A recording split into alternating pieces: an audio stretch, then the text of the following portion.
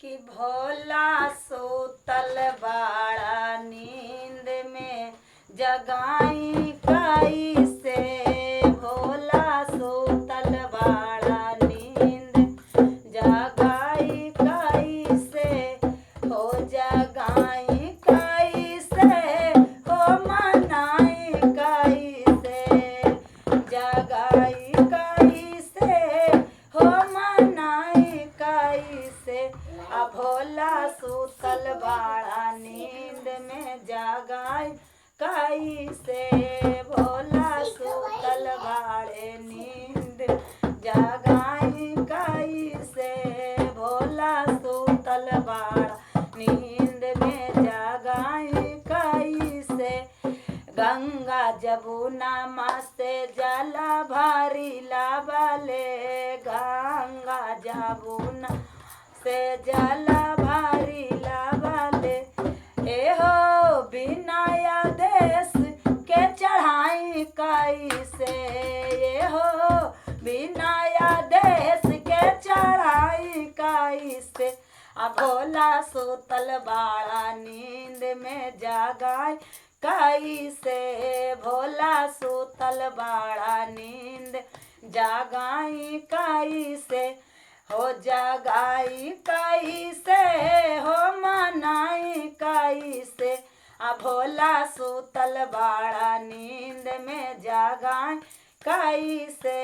भोला सुतल बाड़ा नींद जगाई कैसे।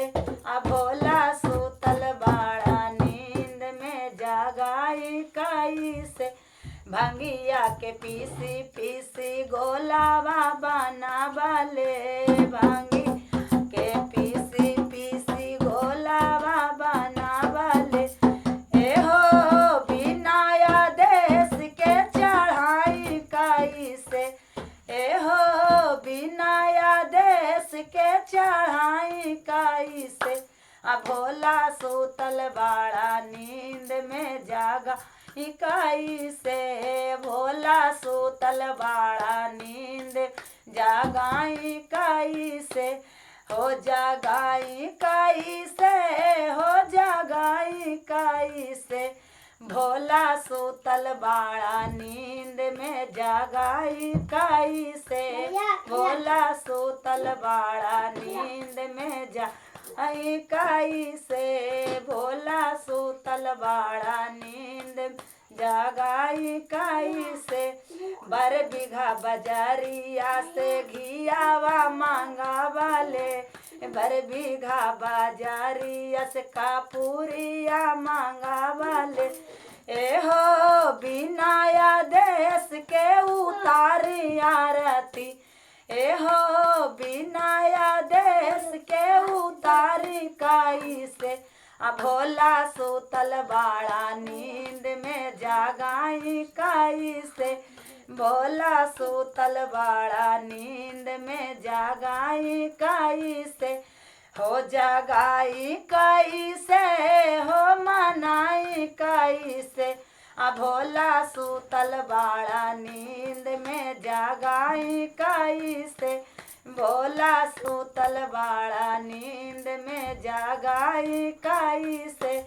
टोलावा महलावा से साखी के बोलावली। टोलावा महलावा से साखी के बोलावली।